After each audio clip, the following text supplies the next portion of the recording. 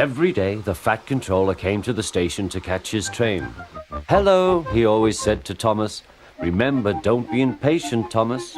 You can never be as strong and fast as Gordon, but you can be a really useful engine. Don't let the silly trucks tease you."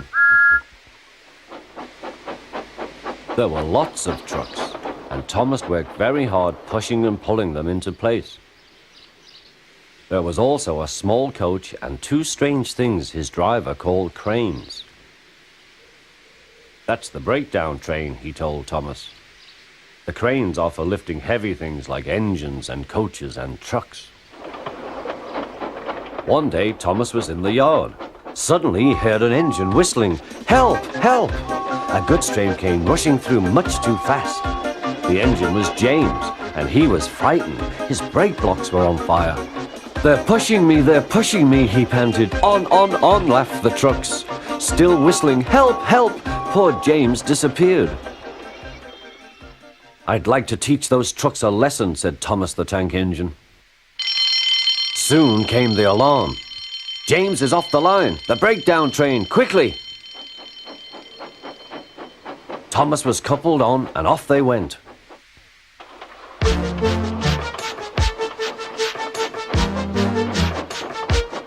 Thomas worked his hardest. "Hurry, hurry, hurry," he puffed.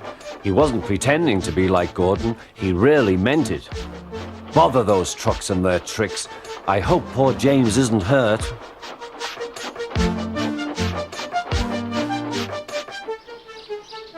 James's driver and fireman were feeling him all over to see if he was hurt. "Never mind, James," they said. "It wasn't your fault. It was those wooden brakes they gave you. We always said they were no good."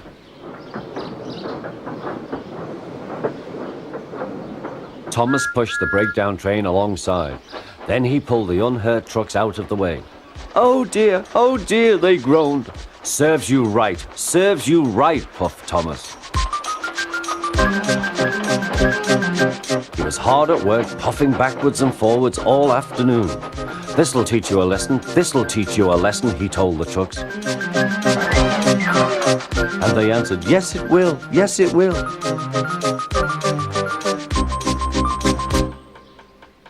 They left the broken trucks, then with two cranes they put James back on the rails.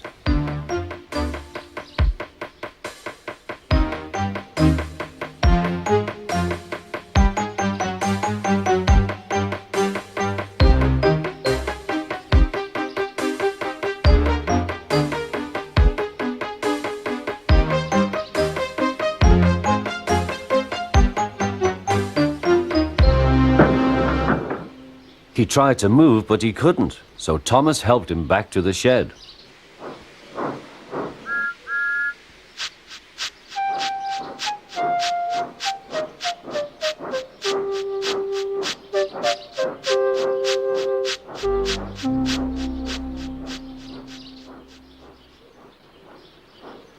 The Fat Controller was waiting anxiously for them.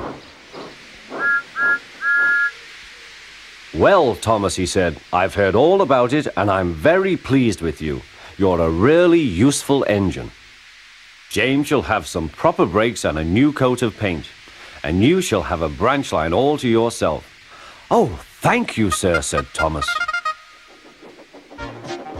Now Thomas is as happy as can be.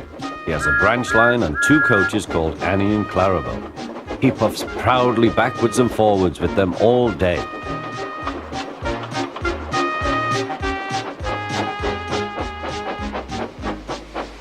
He is never lonely. Edward and Henry stop quite often and tell him the news. Gordon is always in a hurry, but never forgets to say poop poop, and Thomas always whistles peep peep in return.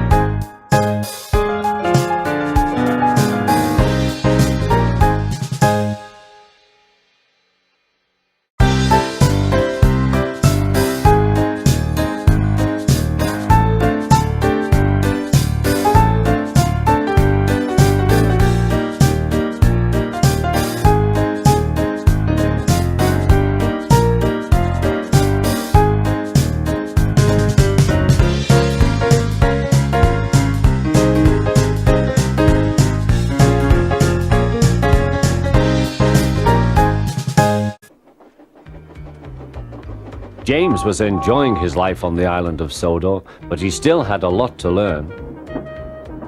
"You're a special mixed traffic engine," said the Fat Controller. "You can pull coaches or trucks quite easily, but you must learn by your mistakes." James knew what the Fat Controller meant.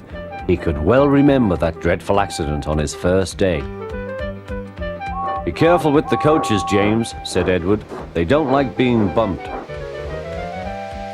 Everyone came to admire James.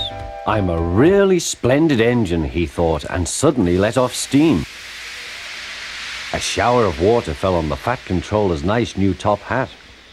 Just then the guard blew his whistle, and James thought they had better go. Go on," he puffed to Edward.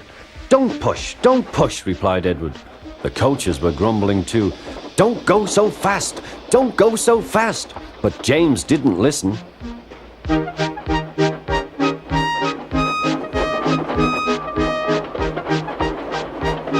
When at last they stopped at the next station, 2 coaches were beyond the platform. They had to go back to let the passengers out. But no one seemed to know about the Fat Controller's top hat, though James felt happier.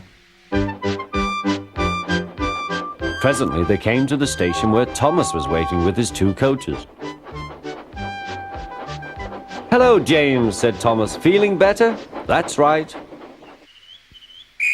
"Oh, that's my guard's whistle. I must go. I don't know what the Fat Controller would do without me to run this branch line," and he puffed off importantly. Edward and James passed the field where James had had his accident. The fence was mended and the cows were back again.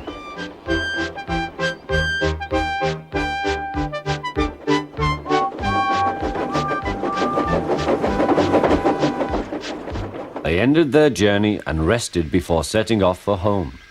James was still wondering what the Fat Controller would have to say about his top hat.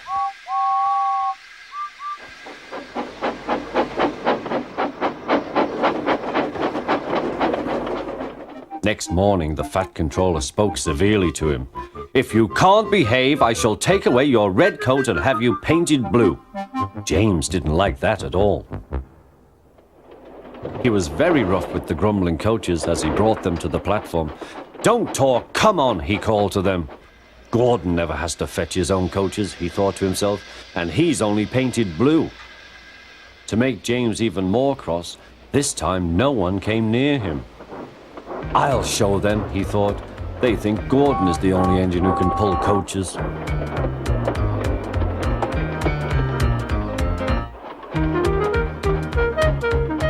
Hurry, puffed James.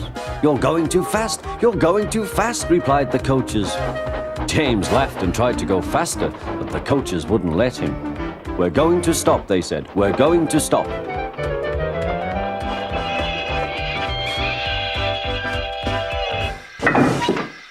"What's the matter?" James asked his driver. "The brakes are hard on. Leak in the pipe, most likely. You've banged the coaches enough to make a leak in anything." "How shall we mend it?" said the guard. "We'll do it with newspaper and a leather bootlace," replied the driver. "Well, where is the bootlace coming from?" asked the guard. "Ask the passengers," said the driver. "You have a leather bootlace there, I see, sir," said the guard to a smartly dressed man. "Please give it to me." "I won't," said the man. "Then," said the guard, "I'm afraid the train will just stop where it is." The passengers all said what a bad railway it was. Then they told the man how bad he was instead. Everyone was very cross. At last he handed his laces over. The driver tied a pad of newspaper tightly round the hole in the brake pipe, and James was able to pull the train.